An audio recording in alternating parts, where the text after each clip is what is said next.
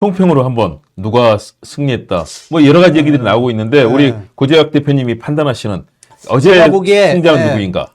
제가 보기에 뭐 이렇게 결정적인 승자는 없었다. 결정적인 승자는 없었다. 그러면은 결정적인 승자가 없으면은 앞서가는 사람이 유리한 거 아닙니까? 그렇죠. 그래서 제가 보기에 별로 이렇게 지금 추격하고 있는 후보들이 결정타를 날리지는 못했다. 그래서 지금 대선 판세를 흔들지는 못할 거다. 지지율 여론조사에도 큰 영향이 없을 거다.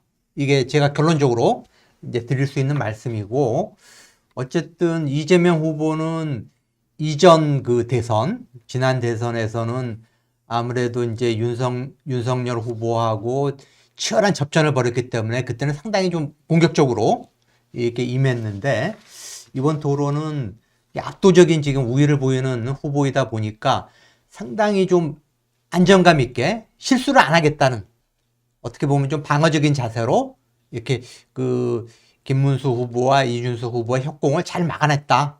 안정적으로 잘 방어를 했다.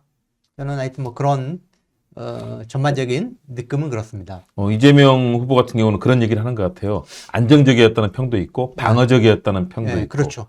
두 가지 평인데 전반적으로 일단 네 후보의 토론에 대해서 결정타는 없었다. 그리고 그렇죠. 어떤 누군가 확실하게 주도하는 그런 흐름은 없었다라고 평가하는데 거기는 전반적으로 동의하시나요? 그렇죠. 그리고 제가 보기에 하여튼 뭐 김문수 후보는 물론 이제 네 후보 모두 뭐 나름대로 어떤 뭐 장단점을 이제 보였다고 생각을 하는데, 김문수 후보 같은 경우는 역시 자기 이제 과거에 노동운동을 했었고, 윤석열 정부 들어서 노사정위원회 위원장 장관급이죠. 발탁이 됐고, 고용노동부 장관을 지냈고 하기 때문에 뭐 고용노동 분야에서 또 자기 슬로건이 나는 일자리 대통령이 되겠다라는 거였기 때문에 고용과 노동 쪽에 관한 이야기들은 좀 이렇게 했지만은 다른 분야에서는 역시 전문성이 떨어진다. 굉장히 좀 부족해 보이는. 그리고 자기가 지금 현재 2위 주자고 국힘의 대선 주자 아닙니까? 집권 여당이었던 국힘의 대선 주자면은, 그리고 지금 이재명 민주당 후보에 비해서 뭐 많게는 뭐 20% 이상 지금 지지율에서 격차를 보이고 있고, 뭐 15%, 20% 이런 정도의 격차를 보이고 있으면은 굉장히 공격적으로 나가고 또 자기의 어떤 정책이라든가 비전에 대해서 적극적으로 어필해야 되는데 너무 얌전했어요, 제가 보기에. 너무 얌전했고 전반적으로 좀 전문성이 떨어진다. 유일하게 잘한 거 하나는 권영국 민노당 후보가 굉장히 거세게 김문수 후보를 몰아붙였어요. 김문수 후보에게 묻겠습니다. 네. 윤석열 씨가 12월 3일 내란의 우두머리라는 사실 인정합니까? 내란이라기보다는 헌정질서를 계엄을 했죠. 파괴하고 군을 동원한 내란기도 그 책임 인정합니까? 뭐 계엄을 한 그리고 것은 그 계엄이 이 나라 경제에 비수를 꽂았다는 사실, 자영업자, 소상공인, 관광, 소비, 투자 모든 흐름을 끊었다는 사실 인정하십니까? 경제가 어려워진 점은 사실이지만 김문수 후보는 윤석열 정부의 노동부 장관이었습니다. 그런 분이 지금 윤석열을 감싸며 대선에 나왔습니다. 탈당이란 말도 못했고 뜻대로 하시라고 조아렸습니다.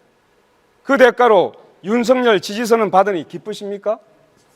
이쯤 되면 내란 우두머리 윤석열의 대리인 아닙니까? 윤석열 때문에 치러지는 선거입니다. 무슨 자격으로 여기 나오셨습니까? 분명히 말씀드립니다. 국민 앞에 석고대죄하시고 사퇴해야 하는 것 아닙니까? 너 내란 속에 윤석열하고 한 몸 아니냐? 너도 내란 주범이고 네가 무슨 대통령 후보로 자격이 있냐?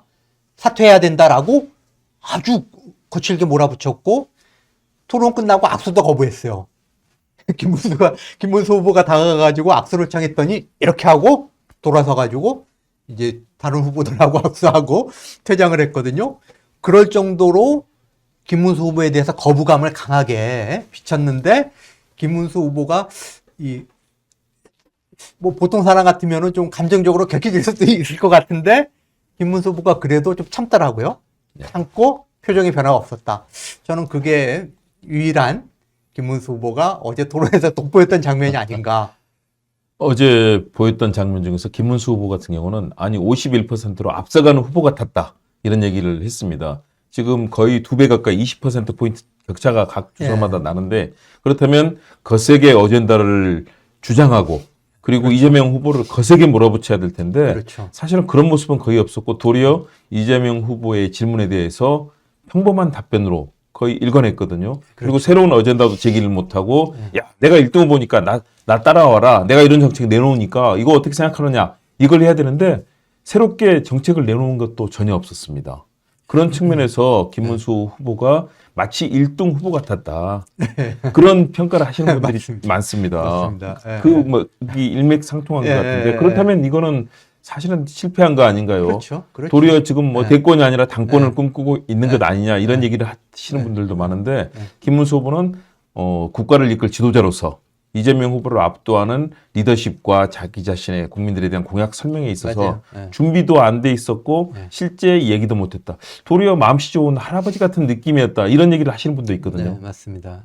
너무 이게 정말 그 대선의 어떤 권력 의지를 가진 국민의힘의 이 보수, 하여튼 보수 쪽에서는 어쨌든 뭐 보수의 어떤 주류 정당 아닙니까? 그쪽의 후보라고 볼 수 있나?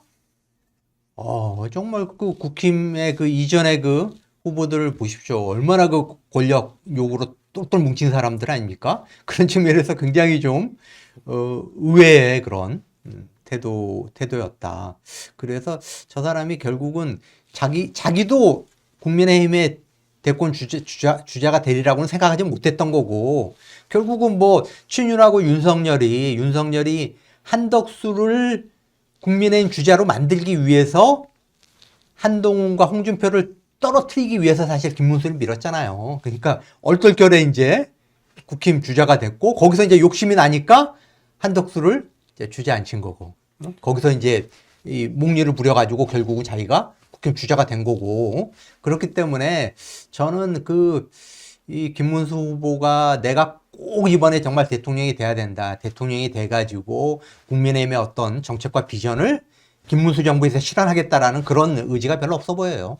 이재명 후보 같은 경우는 1위 후보인데도 상당히 안정적이면서도 자신의 정책을 설명하는 데 많은 시간을 할애했고 김문수 후보에게는 상당히 예의를 갖춰서 이 지적을 했고요. 이준석 후보 같은 경우는 굉장히 거칠게 공격해 들어오는 데 대해서 그리고 일부분만 이렇게 이 경강부회에서 얘기하는 부분을 조작이라고까지 지적하면서 토론의 품격을 지키라라고 이준석 후보를 굉장히 경계하면서도 상황에 대해서 반격하는 모습을 보였고 반면에 권영국 후보에 대해서는 굉장히 소통하는 듯는 진보적인 모습, 물론 몇 가지 차별금지법이라든가 이런 부분에 있어서는 분명한 이견을 드러냈지만 서로 뭐 배려하는 듯한 그런 느낌이 들었거든요. 그렇다면 1위 후보를 달리고 있는 이재명 후보 같은 경우는 안정적인 운영으로 사실상 성공적인 토론을 했다라고 평가할 수도 있을 것 같습니다. 그렇죠.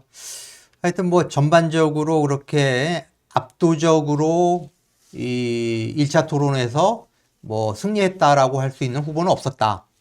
없었지만은 어쨌든 이재명 후보는 압도적인 1위 주자로서 안정적으로 뭐 어떻게 보면 뭐 약간은 뭐 방어적이라는 표현이 좀 소극적이라는 그런 이야기일 수도 있는데 뭐 그렇지만 협공을 잘 막아냈다. 안정적으로 막아냈다.